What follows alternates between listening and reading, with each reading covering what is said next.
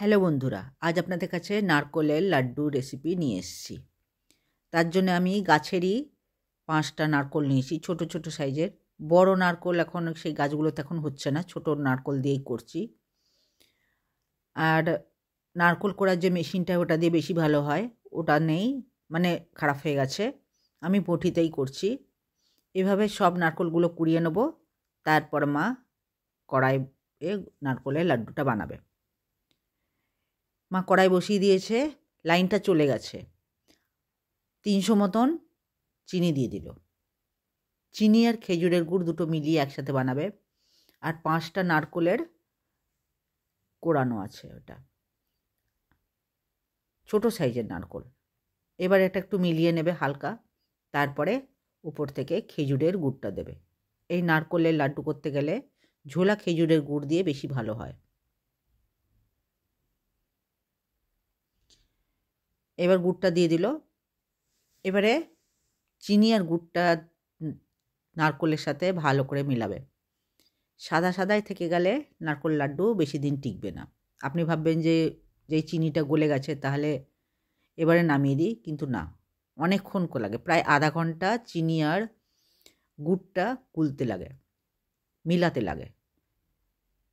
আর এরকম করে কষতে কষতে দেখবেন নারকোলের কালার চেঞ্জ হয়ে যাবে। চিনি দিয়ে বানালেও নারকোলের কালার চেঞ্জ হয়ে যায়, হালকা লালচে লালচে হতে থাকে। আর খেজুরে গুড় দিলে তো একটু আরও লালচে লালচের কালার হবে। দেখুন এখনও দেখতে পাওয়া যাচ্ছে গুড়টা গোটাই আছে, চিনিগুলোও ভালো করে গলেনি। প্রায় আধা ঘন্টা মা এরকম করে কষে চলেছে। আর এই সময় লাইনটাও চলে গেছে, ফ্ল্যাশটা জ্বালিয়ে রেখেছিলাম।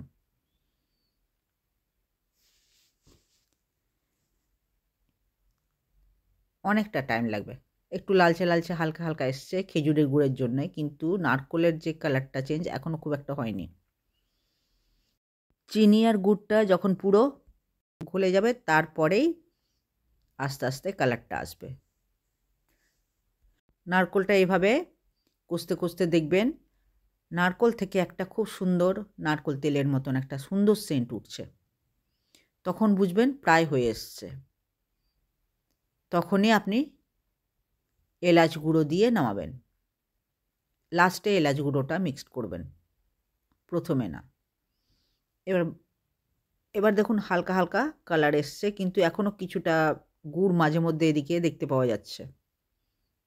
পুরো গুড় এখনও গলে যায়নি, এখনও একটু আধটু আছে।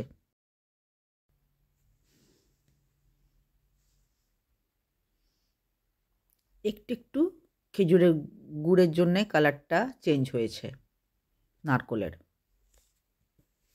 এই দেখুন একটা গুড় দেখতে পাওয়া যাচ্ছে এখনও গোটা গোটা। ঝোলা গুড় দিয়ে বেশি ভালো হয় নারকোলের লাড্ডু বানাতে গেলে, ঝোলা গুড় একটু দিলে ওইটা দিয়ে বেশি ভালো হয়।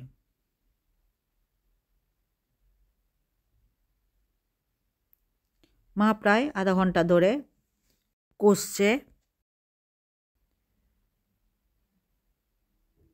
কষে চলেছে আধা ঘন্টা ধরে। এখন দেখুন কিছুটা চেঞ্জ হয়েছে রং। এখন চিনি আর গুড় দুটোই মেল্ট হয়ে গেছে, কিন্তু আরও কিছুক্ষণ করতে হবে, কাঁচা কাঁচা ভাবটা যায়নি, সে সুন্দর সেন্ট এখনও উঠছে না। এভাবে আপনারাও চিনি এবং গুড় দিয়ে বা গুড় দিয়েও খেজুরের গুড় দিয়ে নারকোলের লাড্ডু করে দেখবেন। আপনাদের যদি আমার রেসিপি ভালো লাগে তাহলে লাইক শেয়ার সাবস্ক্রাইব করে দেবেন, এবং আপনি যদি নতুন দেখছেন তাহলে লাইক শেয়ার সাবস্ক্রাইবের সাথে সাথে পাশে থাকা বেলটাও টিপে দেবেন, তাহলে আমি নতুন কোনো রেসিপি দিলে খুব সহজেই আপনার কাছে পৌঁছে যাবে।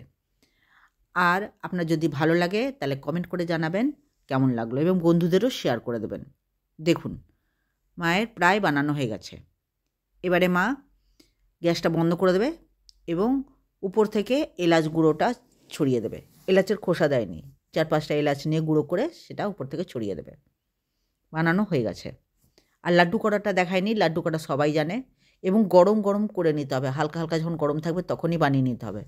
মা গরম গরম করছিল লাড্ডু, হাতটা পুড়ে যাচ্ছিল। আমি ওই লাড্ডু করাটা দেখাইনি, কারণ আপনারা সবাই লাড্ডু করা সবাই জানেন, সেই জন্য লাড্ডু করাটা দেখায়নি, লাড্ডু হয়ে যাবার পরে আমি দেখিয়েছি। তো গ্যাসটা মা বন্ধ করে দিয়েছে, আর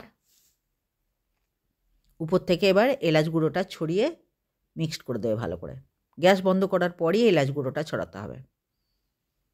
দেখুন কত সুন্দর একটা কালার এসছে, দারুণ। আর সেন্টও এই সময় কালারটা এসে যাওয়ার পর সেন্টও দারুণ উঠছে। তো এইভাবে বানিয়ে খেয়ে দেখবেন। এবং এই লাড্ডু দিয়ে পিঠে বানাতে পারেন, নানা রকম পাটিসাপ বানাতে পারেন। এই লাড্ডু দিয়ে আপনারা নানা রকম জিনিস বানিয়ে খেতে পারেন।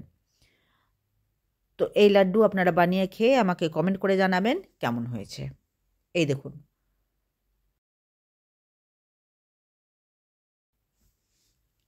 এবার একটুখানি ঠান্ডা হতে দেবে, পুরো ঠান্ডা হতে দেবে না, একটুখানি ঠান্ডা হবে, তারপরে আমার লাড্ডু বানিয়ে দেবে।